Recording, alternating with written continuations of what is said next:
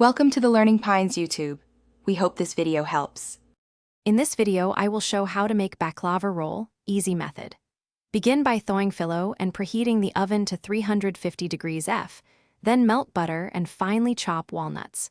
Measure sugar and cinnamon for the filling and mix nuts, spices, and a pinch of salt for balance. Keep phyllo covered with a damp towel while assembling to avoid ripping the sheets as you brush each layer with butter. Once your sheets are layered, brush a long edge generously with butter and spread the nut filling in a thin, even line to the edge to create structure for rolling. Roll the phyllo snugly into a tight log, tucking the sides as you go to keep nuts inside, and seal the final edge with more butter.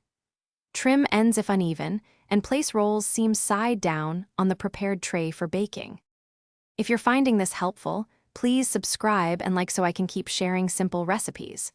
Quick recommendation: I recently enjoyed The Simple Path to Wealth, a book that can change how you think about money and make room for more joyful cooking. It pairs nicely with saving for kitchen tools and splurges on quality ingredients.